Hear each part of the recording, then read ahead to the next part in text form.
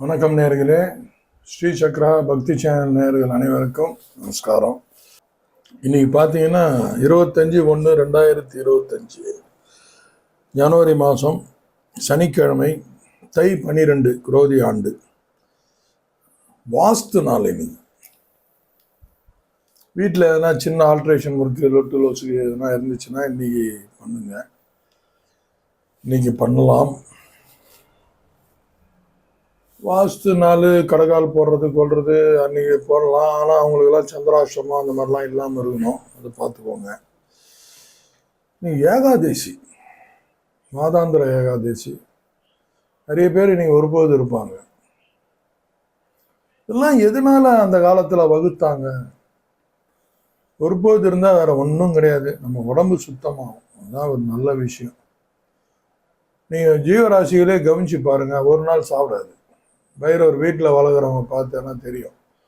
சாப்பாடு அப்படியே கிடக்கும். அது அங்கே எடுத்து வெளிநாய்க்கு வச்சுருவாங்க. பார்த்தா அது உபவாசம் இருக்குது. அது ரொம்ப விஷயத்தோடு இருக்குது. அதே மாதிரி அஜீர்ணம் ஆச்சுன்னா போய் புல்லு சாப்பிட்டு வாந்தி எடுக்கணும். இதெல்லாம் மிருகங்களை பார்த்து தான் மனுஷன் வச்சானா என்னன்னு தெரியல. அதனால் இந்த மாதிரி ஏகாதசி, சஷ்டி விரதம், முருகர் மேலே விசேஷம் தான். இல்லைன்னா அது திரியோதசி அன்னைக்கு, பிரதோஷம் அன்னைக்கு விரதம், அந்த மாதிரி இருக்கணும். ஏதோ மாதத்தில் ஒரு நாள் 2 நாள் இருக்கிறது நல்லது தான். தப்பு.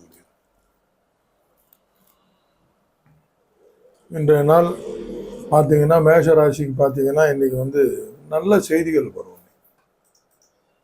எதிர்பார்த்த ஒரு மனிதனுக்கு அது நல்ல செய்தியா கெட்ட செய்தியான்றதை கொஞ்ச நாள் பொறுத்து தான் நமக்கு தெரியும். ஆனால் அவனோட எண்ணத்தில் அது நல்ல செய்தி. ஆனால் அப்படி பேசுகிறான்னு தப்பாக நினைக்காதீங்க. ஆனால் இன்னைக்கு வர செய்தி நல்ல செய்தி தான். ஏன்னா இவன் கிரக அமைப்பில் தானே வருது. சந்திரனும் குருவும் சனி பகவானும் சேர்ந்து செய்கிறது. அதனால இன்னைக்கு வர நல்ல செய்தி சிறப்பான செய்தி தான். ரிஷபராசி நேயர்களுக்கு இன்னைக்கு பரிசு பொருட்கள் வர்றதுக்கு வாய்ப்பு இருக்கு.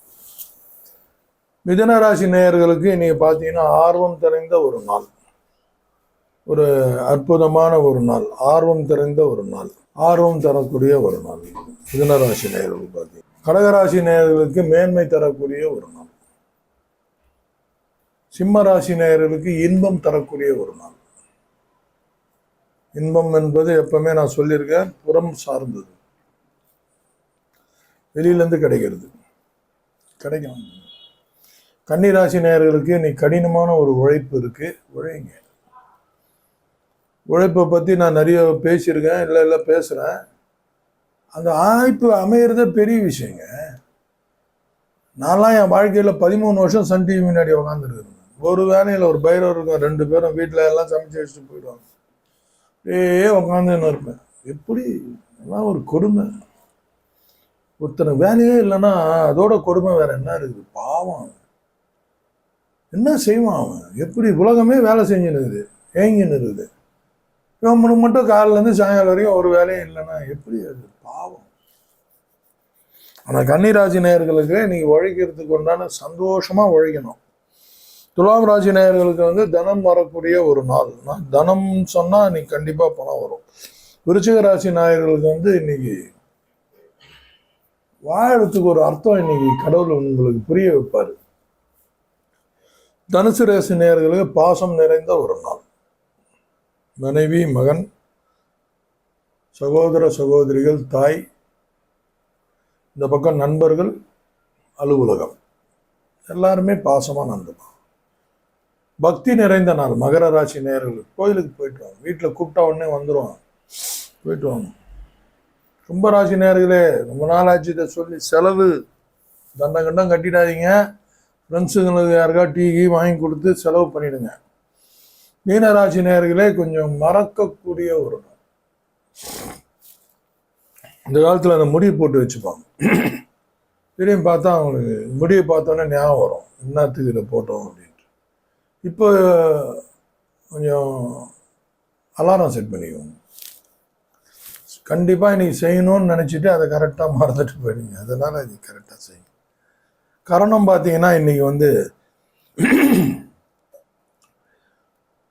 பவம், பாலவம், கௌலவம். பவம் நேற்றே போட்டிருப்பீங்க. இன்னைக்கு பாலவம், கௌலவம் போடுங்க. காலையில் செஷனில் பாலவம், ஈவினிங் செஷனில் கௌலவம் போடுங்க. கௌலவம் நல்லா இருக்கும். இன்றைய நாள் சிறப்பாக அமையணும்.